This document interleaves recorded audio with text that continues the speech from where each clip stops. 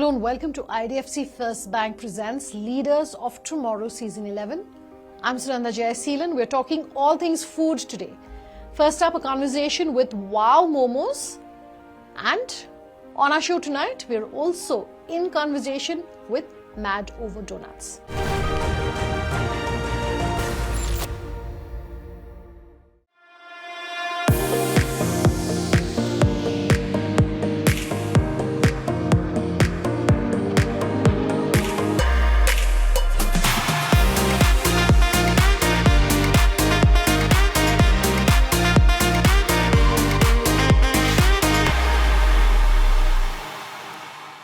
Let me quickly welcome in the top management of Wow Momos to join us on the show today. Sagar, Daryani joining us here. Sagar, good having you here on the show.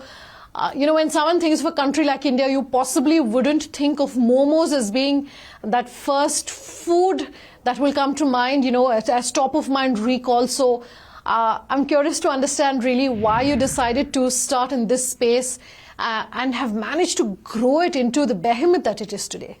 So, I felt that brands like Domino's has played with pizzas, KFC has played with fried chicken. I said, let's play with momos.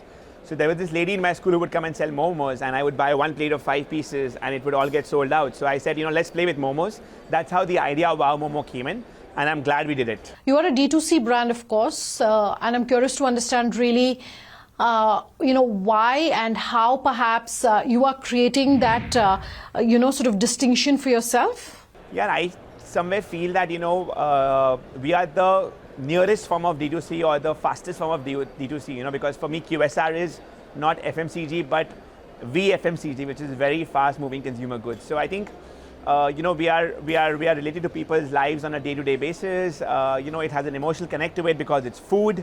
So I think the connection with the consumer is very, very important. For us, WOW stands for healthy, tasty, affordable. We endeavor to give our consumers, our patrons, the best of products, at a value for money price with a good, today, it's all about health, hygiene, happiness, especially after COVID. So keeping that in mind, I think for us, that's what convenience to the consumer, or the consumer is the focal point when it comes to D2C, and the fact that we are producing 10 lakh momos a day talks for itself that that's been a milestone for sure. In a market, in a world where consumer preferences are so fickle, Sagar, how do you ensure that customers are coming back to you? That repeatability, what in the tech industry is called stickiness. How do you ensure that? So for us, what we do is we're very focused. We work a lot with data. We divide our consumers into loyal, lapsed, and lost. The marketing or the bringing back to the consumer to your store is depending on these 3 buckets. We believe that if you have a good product and a good audience for that product, it makes you a brand. So for us, the focal point is the product and the consumer. We're a people's business. It's by the people, for the people. So the first customer for us is actually not the end patron who's buying the product, but the first customer for us is the employee who works at the Wow Momo stores.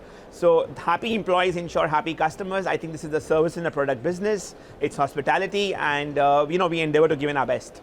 For your industry, technology and AI, how would you really describe the role that it plays when it comes to the food industry today? So technology, is an enabler for sure in this mechanism when you're growing, when you're expanding. We use technology, we use data analysis for different aspects of the business, whether it's the time taken to produce momos, the time taken to fry the momos, to steam the momos. We have robotic fryers now.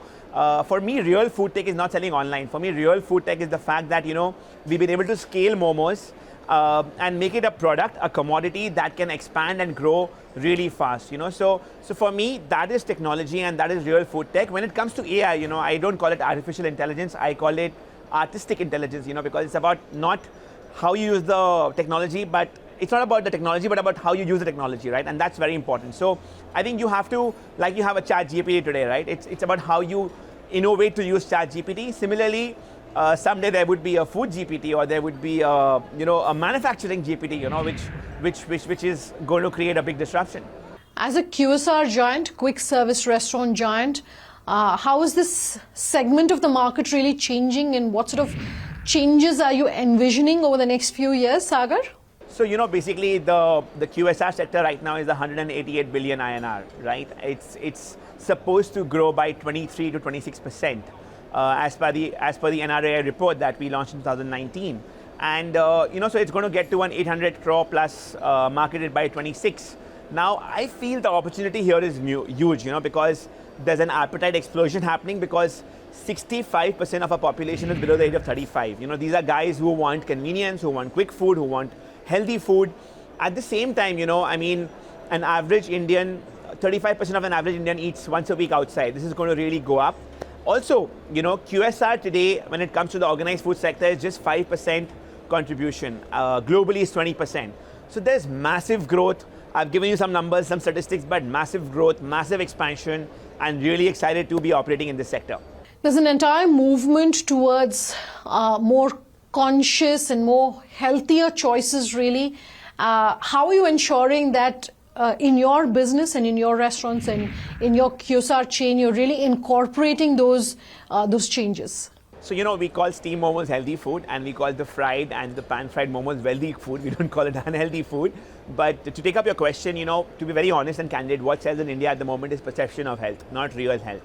The day real health starts selling, we are ready. We are ready with gluten-free momos, ready to launch it. But I think, is India ready for it at the moment? The answer maybe is no. However, viewers watching this, if you do feel, do ping me, do post me, and I'll be happy to launch gluten-free momos ASAP. As a food retailer, given that so many of your raw materials, keep fluctuating really, the price of vegetables, inflation, oil, etc., how do you ensure that you're keeping a handle as far as your prices are concerned? So, in this business, when you scale, 1 rupee saved is 5 rupees earned. So, it's all about unit economics. I think you need to get the right dynamics. You need to monitor cost. वो हिंदी में कहते हैं ना, सावधानी हटी तो दुर्घटना घटी. So you have to be very careful. I think you have to monitor your numbers. It's not a very easy business. We were in negative for February and March. We are back to profits again in May. It's been a tough business. The last 6 months have seen a silent slowdown, is what I would say. So I think you have to be very careful. You have to have the right balance between growth and profitability. Ultimately, one thing is for sure, whether it's the food business or any other business, cash is the king. You have to be profitable. Your business model might take time to get to profitability, but ultimately the net goal is to have the right ROCE structure to ensure that you have enough cash to grow and then earn enough cash to fuel that growth. Don't just bank on funding all the time for growth. I want to talk about ONDC. It's been in the news of late, of course, and with its entry as far as the food delivery market is concerned, just curious to really understand, how competition with some of the legacy players in the food delivery space, how that's going to pan out in your opinion? I think ONDC is a very, very big step towards profitability for the sector. I think what it does is it gives a level playing field to the sector. Through ONDC, when we are doing our deliveries, we know our customer. Today, Swiggy, Zomato does data masking. There is no data masking happening here, right? At the same time, the commissions that the aggregators charge is between 18 to 25%, which is massive, right? It's not making money for us. They are also burning, plus they're charging the customer. So customers losing money, we are losing money, they are losing money. So whom is this economy benefiting? I'm not very sure. I think the aggregators need to relook at their model. I think with ONDC coming in with commissions of 2 to 4%, and then you have a third-party service provider who charges between 35 to 40 rupees, I think it's far more cheaper than paying very high commissions plus aggregators charging the customer. In this case, we can divide the cost with the customer. If a last mile provider is charging 35 rupees, we could take care of 20 rupees. The consumer could pay 15 rupees. But when it comes to aggregators, the consumer is paying almost 25 to 35 rupees. So I think what this is going to do is going to be a disruption from 1,000 orders a day via being powered with the ONDC platform. It's now doing 10,000 orders a day. So it's just going to grow. It's good. It's another platform we all should consider. On behalf of NRAI, we are very, very... so I'm also the VP at the NRAI, and I feel it's very important for the sector to adapt to ONDC, work with platforms that are ONDC powered, and get a D2C model to the consumer via ONDC. Very, very important. What are some of your future plans looking like, Sagar? So future plan is to be focused. If you say what is the focus area, I think we have Wow as the brand, and we have Wow Momo, Wow China, Wow Chicken. I think we've got our act together. So we've grown by 93% in the last 1 year, which is massive growth. Yet we are EBITDA break even at the moment. We are not very highly profitable. Prior to COVID, we were profitable. So we want to get back to high unit economics of profitability. So this year, the next 18 months is going to be more about growth with consolidation and profitability. And I think that's how businesses work. There are times when you grow fast, there are times when you focus on profitability. So you cannot be doing the same thing or have the same business plan time and again. You have to shift gears. So there was a time after COVID when we needed to really grow fast. I think now we need to shift gear and focus more on profitability. And fingers crossed. Definitely. We want to be one of the most profitable homegrown QSR chains in the country. That's the wish list. I want to end tonight's conversation, Sagar, by asking you if you had your top ideas for what a new India could look like, what would that be?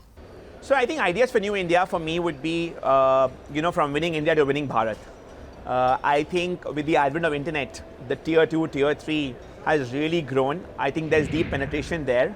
And when we were talking about ONDC, one thing I really felt is that what ONDC could do is that today there are 480 plus million users of social media. However, users of aggregator platforms ordering is just 20-30 million. So ONDC could play that penetration play to go down more deep. I personally feel tier 2, tier 3 is the future. That's the real Bharat. So winning Bharat would be the mantra for me and the idea for me, for all entrepreneurs out there, that let's get more holistic about ensuring and realizing that India is not just about the metro cities. Every small city in India is like a country in a country. It's a massive market, and be focused. And I think what requires here is a shift in mindset. Because I think tier 2, tier 3, the success is on value for money. However, the metros wants convenience. So you have to have your product line, your SKUs designed in a manner which is suitable for every market. You are a brand, you have to be a brand, so your experience can be standardized, but your product SKUs could be a little varied when it comes to tier 2, tier 3 vis-a-vis to the metros. And I think that's what I have learned as an entrepreneur over the last few years. Sagar, thank you so much for your time. Thank you, Sunanda, for having me here. It was a pleasure being on this show and talking to you guys. I'll slip into a short break. We're talking all things donuts on the other side. Back in just a moment. Just stay tuned.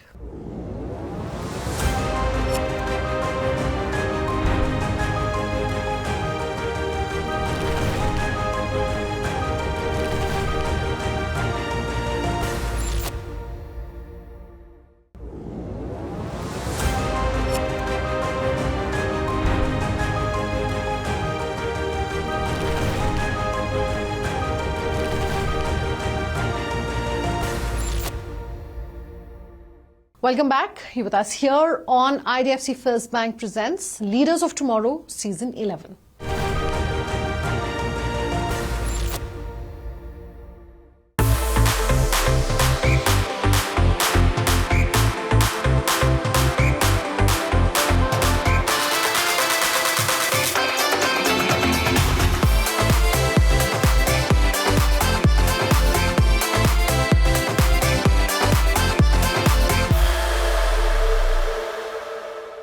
Our second conversation tonight is also in the food space. Joining us live on the show is Tarak Bhattacharya, Executive Director, CEO, Maddo Donuts. So good having you here on the show with us. Since we were just talking about momos and I was trying to understand how the Indian palate has perhaps changed to embrace different cuisines. Donuts, I do know, have wide popularity, but how do you ensure and, how have preferences and palates really changed, in your opinion, in your mind? So I think Indian consumer have started traveling. So they travel the world, I think, to understand the palate. They have started experimenting with food is one of the biggest thing which is happening in this country right now. So I think the Indian palate is here to experiment. I think they will experiment with any kind of food, be it pizza, burgers, even donuts with us, I think. And that is why I think the Indian consumer will have a say kind of thing in the consumer minds at this point of time. Mall culture has really given way, as far as commercial properties are concerned, and that perhaps has had some sort of an impact on standalone stores, businesses like yours which thrive on that really. I want to get your views on that as far as this is concerned, but also having an offline presence really. I think it's a mix of both. Indian per se are very, very friendly and, community people. I think you are here to meet people, greet people, have a cup of coffee, have dinner with your family, with your friends, etc. I think mall culture will never go away. However, with the invent of a lot of online delivery system, etc., convenience has happened, I think, and that has given rise to the consumer behavior in terms of eating out, eating in at the house, on the weekends, etc. So consumption has only increased thereby. How can businesses which are in the food market really scale up? What can you tell us? Specifically to food, I think you have to have the right balance between, you have to innovate your food basically. Every time you have to give an engagement theory to the consumers to come back to you all the time. It's with all the brands, not only about us as MOD, I think it's with all the brands. I think innovation is key. That's how people want to endorse your brand, endorse your store, endorse whether it's online, offline, be it in a Phygital format with physical stores, brick and mortar, or online. I think that way, I think we'll be able to do it well. Any new markets that you're looking at that you can tell us about? What are your expansion plans looking like? So for MOD, I think we are existing in 6 cities right now. We just opened Ahmedabad as a city. Going ahead, we are doing Hyderabad, Kolkata this year. And probably another 25 odd stores will get added up to the whole portfolio this year. I just want to read out the highlight of a recent survey by Meta, which found that 77% of respondents in India have purchased a product or a service after watching Reels. Very interesting. And your thoughts really on social marketing, on digital marketing, and what impact this could really have on the future of retail and the future of food retail in the country? Absolutely. I think Reel has given us a whole range of dimension to the whole thing of eating food. The food itself, like in Reels, I think food is the biggest one which people look at. I don't know, apart from the film stars going into the airport, I think, more than anything else. But I think food is the one which actually people look at. So for us also, we just did a Reel with mango donuts, which we just launched a couple of weeks back. I think that rolled very well because we actually showed how a donuts get prepared, a mango donut, what ingredient gets into it, how we prepare it. I think Reel is also here to stay, I think, and that has given a huge growth to the food industry also. So as far as the retail space is concerned, since we were talking about digital and social, what kind of changes can digital and AI really put in place as far as this entire space is concerned? I think I can only say that AI and tech will only help enhance the service for the brand especially, and the consumer convenience actually. So because it will be a lot of immersive consumer experiential will be there right now with AI tech, because the brand will come to know exactly what the consumer is looking at. So a lot of immersive consumer therapy will happen. People will ask for more experiential than the food or the price or the product right now, I think. And I think AI and tech will only help the brand, and so is the consumer. Contactless transactions, we're seeing a lot of it happening, but do you see more and more of it in the future? I think it is already on. QR codes of the world, maybe that gives you the feel to the menu, go into the cloud, understand what kind of food is being offered, at what pricing, at what context it will come in, how fast it will come in. So I think tech is obviously, and QR codes, and then there are also there are other stuff like your contactless delivery is also on board right now. Of course, COVID, I think that's one of the biggest thing which has happened to the consumers, I think. So yeah, I think this way, I think especially for food, I think these two are the mainstream of things. Retailers, especially in the food business, have struggled with identifying, hiring and retaining the right talent. Give us your views really on that. Well, this is one of the biggest questions every retailer is talking about, be it in food or be it in any other retail. But I think preserving talent is one thing which we have done very successfully. I think our attrition rate is the lowest in the country, I think, in terms of F&B. Why? Because we give them a growth path. There is a specific growth path we have designed for each of our employee at a certain level. Because this 23, 24-year-old guy who just comes out from a college doesn't know what to do. They have to be taught, they have to be told, for the next 5 years, 7 years, 10 years, what they will be doing. And I think that way we are able to retain talent at some level at least. In my previous conversation, I was asking Sagar of Wow Momos as far as the entry of ONDC into the market is concerned and what sort of an impact it has had. And I would love to understand from you, in terms of the partnerships that players like yourself have with legacy players, Zomato, Swiggy, etc. How's that perhaps going to change, if at all? I think Swiggy, Zomato still will be here for sure. Now ONDC is just just coming in. I think it's a little bit more time that we give it a say to what they will be doing. But I think it will only help aggregators per se, Swiggy and Zomato also, to get more pie in the whole section. While managing the omni-channel route, how are you really looking at the entire logistics of it? So logistics are very simple for us. We are a brick and port model, and so we always talk about our mother kitchen, where we actually see how you make your donuts, and actually then we supply it to the various stores, which is called the satellite stores, where the donuts get finished in front of you, so that you get that gourmet, fresh feeling also.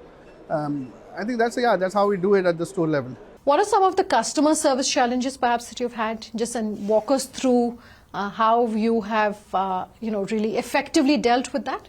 I think a lot of them. I think first when we got into the country, understanding what is a donut itself was a challenge. I think there was a challenge also to get places, because people used to say that how many donuts people will eat in a day, because that was very, very new as a concept in the country.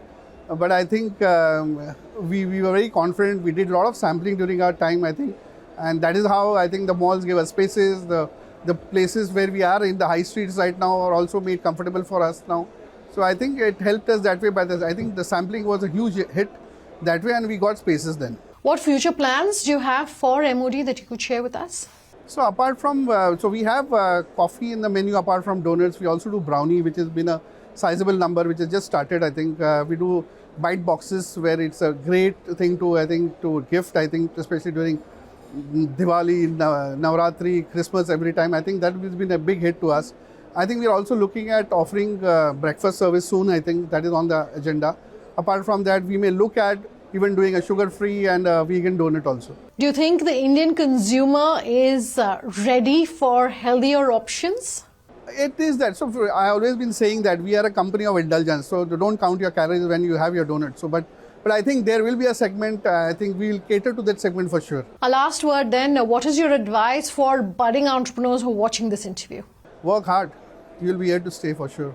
All right. Good having you on the show. Thanks for your time. So thank you, Sunanda, for this. I think it was a pleasure interacting with you. Thank you so much for your time. Out of time on tonight's conversations. If you have any feedback for us, do let us know. Our details on your screens as we speak. Thanks for watching. Have a good night.